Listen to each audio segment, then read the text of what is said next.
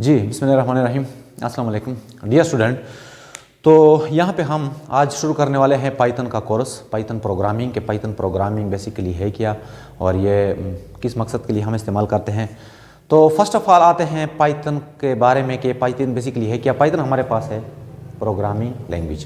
Programming language का क्या मतलब है? प्रोग्रामिंग लैंग्वेज की अगर हम बात करें तो प्रोग्रामिंग लैंग्वेज का सिंपल सा मतलब यह है कि इस लैंग्वेज में हम प्रोग्राम बनाते हैं।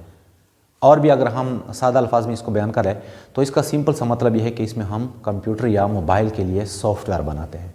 तो इसी चीज़ को हम कहते हैं कि ये क्या है, हमारे पास प्रोग्रामिंग लैंग्वेज।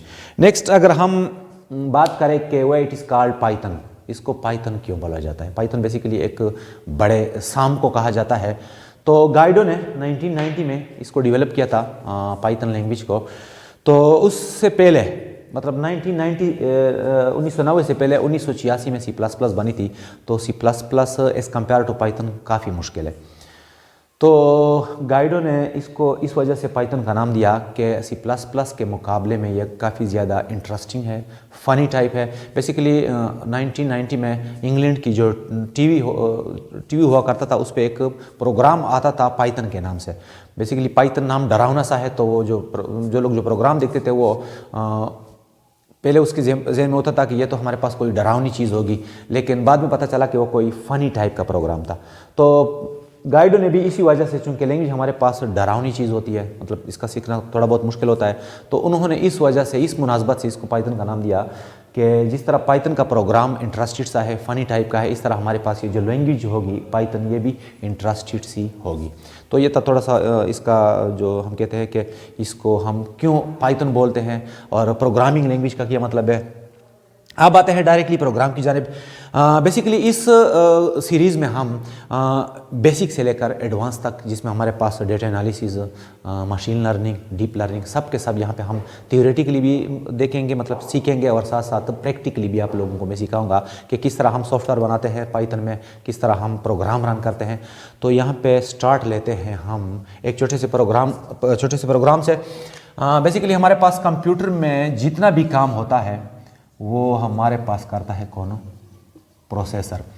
प्रोसेसर जब काम करता है तो प्रोसेसर के लिए जो काम होता है वो बेसिकली रैम में स्टोर होता है। यानी जब जो भी काम हम कंप्यूटर पे करते हैं वो हमारे लिए प्रोसेसर करता है, और वो काम बेसिकली कहाँ पे स्टोर होती है? रैम में। तो एक सादा सा प्रोग्राम हम लिखते हैं। कौन सा प्रोग्राम? हमारे पास एक प्रोग्राम है कि 5 और 9 इसको आपस में ऐड करना है। तो ये हम करते हैं with the help of Python. तो किस तरह हम करेंगे? पॉइंट नोट कर ले कि जब भी हम कोई वैल्यू जिस पे हमने ऑपरेशन करनी हो वो रैम की तरफ जब हम भेजते हैं तो रैम में वहाँ पे एक वेरिएबल इसके लिए बनाते हैं, एक डब्बा सा बनाते हैं। तो यहाँ पे ज़रा देखें, यहाँ पे मैं पाइथन में लिखूँगा a = 5। इस स्टेटमेंट का क्या मतलब है पाइथन में? इस स्टेटमेंट का सिंपल सा मतलब यह है कि आप कंपाइलर से, यहाँ पे इंटरप्रेटर से कह रहे हैं, आप कंप्यूटर से कह रहे हैं कि मेरे लिए रैम में एक स्पेस रिजर्व कर ले, एक डब्बा बना ले जिसका नाम ए हो, और इसमें वैल्यू स्टोर कर ले। कौन सी वाली? 5। इसका मतलब यह है। अगर आप लोगों ने थोड़ा बहुत C++ देखा हो तो वहाँ पे हम लिखते हैं int a = 5 and so on. लेकिन यहाँ पे सिंपली हम स्टार्ट लेते हैं a = 5।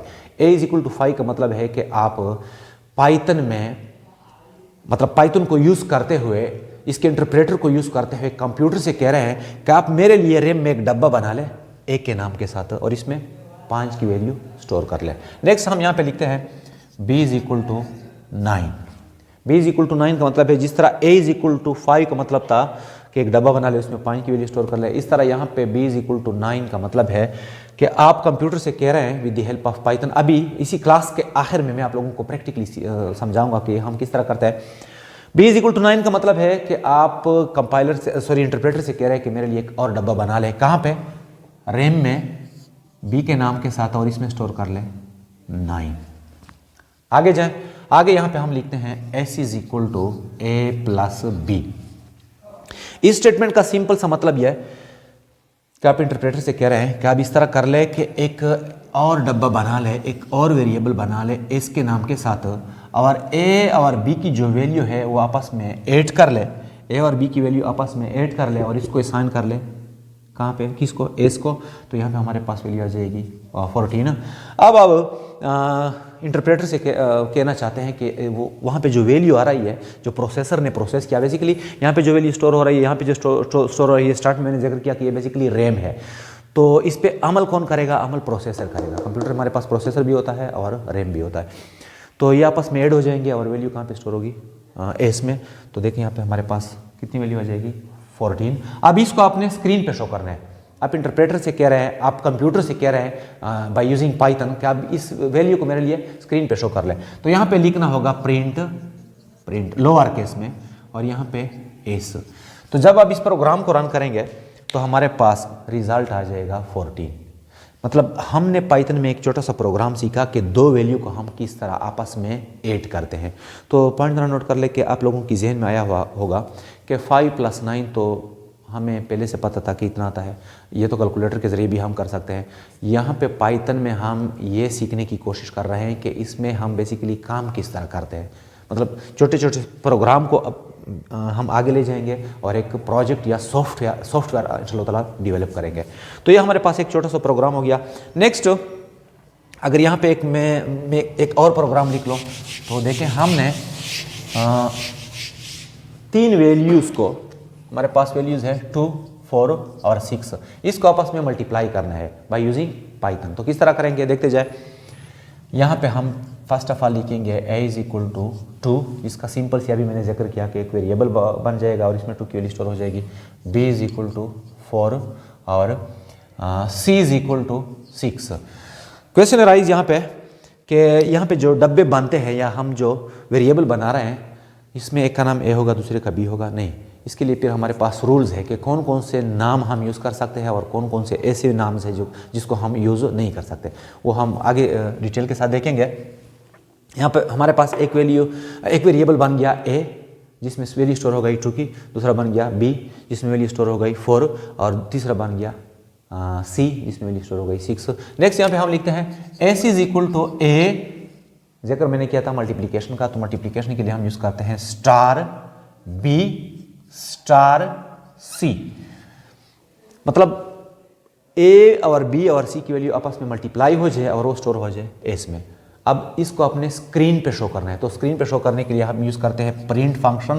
प्रिंट फंक्शन को हम आगे की ट्यूटोरियल में डिटेल के साथ एक्सप्लेन करेंगे कि इसके ज़रिए हम और कौन कौन से काम कर सकते हैं। तो यहाँ पे हमारे पास रिज़ल्ट आ जाएगा कितना, 8 आई थिंक 48 आंसर आता है।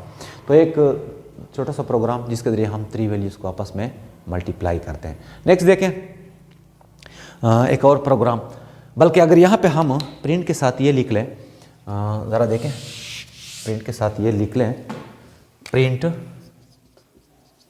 और यहाँ पे आप मैसेज लिख लें दिस इज़ माई रिज़ल्ट।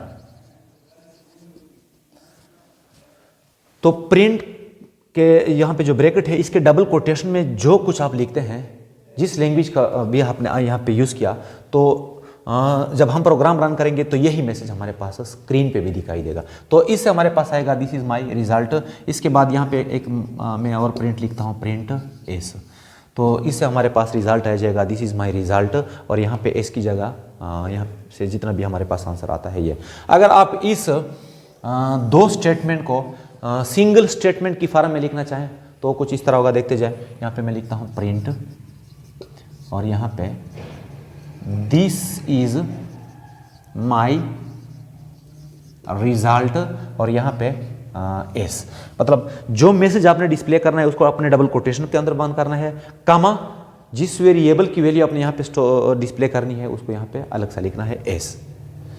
तो डियर स्टूडेंट, ये था एक छोटा सा प्रोग्राम जिसमें हमने जस्ट स्टार्ट लिया कि पाइथन बेसिकली है क्या और इसमें हम किस तरह प्रोग्रामिंग करते हैं। अब इसी प्रोग्राम को मैं प्रैक्टिकली एक्सप्लेन करता हूँ। तो आइए स्क्रीन की तरफ चलते हैं कि इसको हम प्रैक्टिकली सीखें। जी डियर स्टूडेंट, तो यहाँ पे मैंने VS कोड खोला है। VS कोड में यहाँ पे मैं पाइथन यूज़ करने जा रहा हूँ। तो जिस तरह मैंने वहाँ पे वाइट बोर्ड पे एक प्रोग्राम एक्सप्लेन किया, तो उसी को हम यहाँ पे एक्सप्लेन करते हैं, बल्कि रन करते हैं। तो यहाँ पे देखिए a इज़ इक्वल टू, यहाँ पे मैंने कोई वैल्यू दी 5, इसके बाद b इज़ इक्वल टू, इसको वैल्यू दी 9, s is equal to a plus b। अच्छा, थोड़ा सा इसको मैं करता हूँ जूम इन ताकि अच्छी तरह दिखाई दे। यहाँ पे मैं लिखता हूँ प्रिंट और यहाँ पे मैं लिखता हूँ एस। तो यहाँ पे मैंने लिख लिया, एस लिख लिया, देखें वो छोटा सा प्रोग्राम। अब इसको मैं करता हूँ सेव, कंट्रोल एस के साथ सेव मैंने कर लिया। डेस्कटॉप पे मैं इसको सेव करता हूँ किस नाम के साथ, f1.py, यानी हर एक प्रोग्राम के आखिर में हम लिखेंगे .py, जिसको हम सिंपली कहते हैं पाइथन का एक्सटेंशन। तो यहाँ पे इसको हम करते हैं सेव। अब यहाँ से इसको रन करते हैं, देखें यहाँ से इसको हम रन करते हैं तो आउटपुट इसको ज़रा देखें, हमारे पास आउटपुट इसका रहा है 14। तो अच्छा, यहाँ पे ये जो इंटरप्रेटर है हम इसको किस तरह इंस्टॉल करेंगे उसके लिए मैंने अलग सी वीडियो बनाई है, मेरे इसी चैनल पे आप लोग देख सकते हैं कि हम किस तरह पाइथन की ये जो इंटरप्रेटर है किस तरह डाउनलोड करते हैं और इससे हम किस तरह काम लेते हैं। तो इसके बारे में मैंने तफसीली वीडियो रिकॉर्ड की है। अच्छा, नेक्स्ट यहाँ पे मैं वेरिएबल को थोड़ा सा ज़्यादा करता हूँ, मतलब यहाँ पे जो 2 वेरिएबल यूज़ किया है इसकी जगह एक और यहाँ पे एक और वेरिएबल ऐड करता हूँ। तो यहाँ पे मैंने c = 6, अब यहाँ पे कर ले प्लस b + c। तो इसको रन करते हैं यहाँ से, देखें यहाँ पे मैं इसको रन करता हूँ तो यहाँ पे हमारे पास आंसर आ गया 20। नेक्स्ट वहाँ पे मैंने जिक्र किया कि प्रिंट के साथ अगर यहाँ पे आप लिख ले कोई इस तरह statement, this is my result. तो जब मैं इसको रन करता हूँ तो देखें तो यहाँ पे हमारे पास आएगा, यहाँ पे देखें दिस इज़ माई रिज़ल्ट। तो अच्छा, इसके बाद अगर मैं दोबारा यहाँ पे लिख लूँ प्रिंट रिज़ल्ट मेरा कितना आना चाहिए एस,